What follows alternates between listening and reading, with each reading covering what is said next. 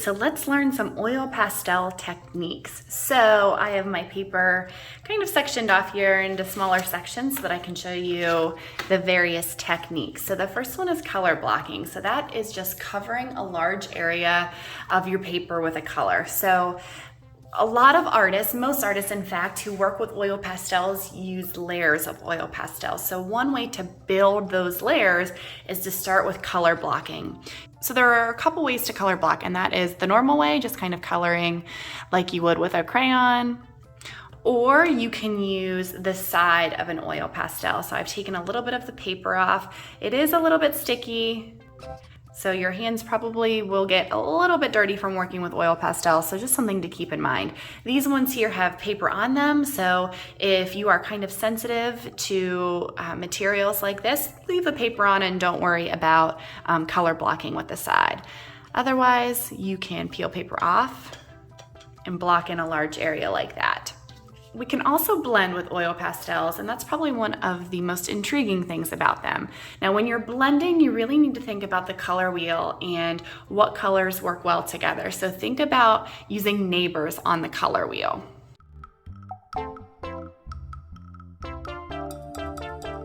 Okay, so red, orange, and yellow are right next door to each other on the color wheel. They're also warm colors, so that's also a good rule to think about when you're blending colors. Warm colors work really well together, so reds, yellows, and oranges, and cool colors blend really well together, so blues, greens, and purples.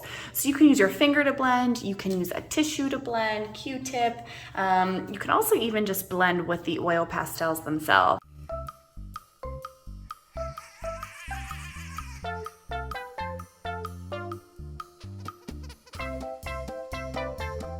So we can also layer. So again, artists who use oil pastels typically work in layers. So that just means applying one layer and then another and another. So you can start with a light color and add a darker color, or vice versa. Start with a dark color and add a lighter color on top. You might want to experiment with this and see which one works better. Okay, so same colors. I just started with a light up here and I started with a dark down here. So two different effects from depending on which color I started with. I can also make tints and shades. So that's when I add white to a color or black to a color. So if I add white, that's a tint. And if I add black, that is a shade. Okay, so white lightens, black darkens. So just an example of working in layers.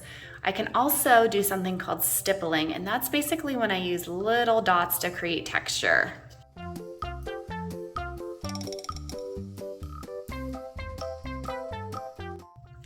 So I can also create a gradient, and that's actually something that I created up here kind of unintentionally when I was blending, but that's when we start with a light color and kind of gradually fade into a darker color.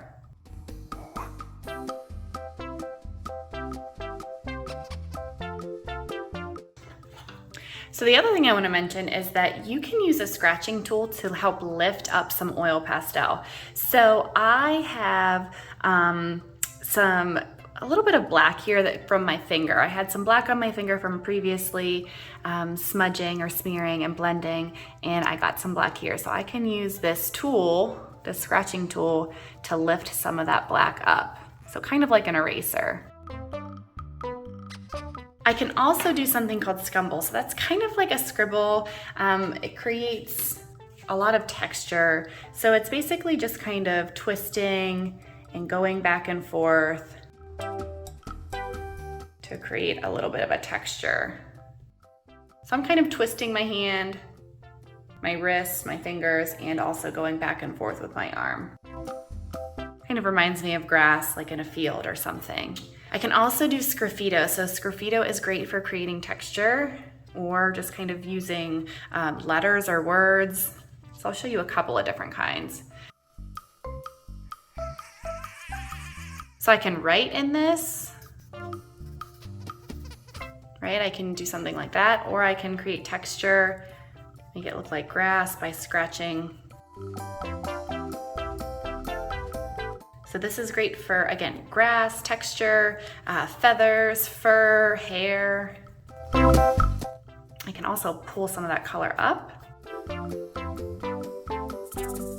Okay, and lastly is etching. So that's when I'm going to use my scratching tool. So I have a tool here kind of made for that. You can also use things like toothpicks, or I've seen people use bobby pins before, but etching is when I use my tool, my clean tool, to draw or write something directly on the paper before I do anything with oil pastels. So I am using my tool to kind of create indents in the paper, and then I can go over with my oil pastels. So lots and lots of techniques with oil pastels, lots of things to think about, and I can't wait to see what you come up with.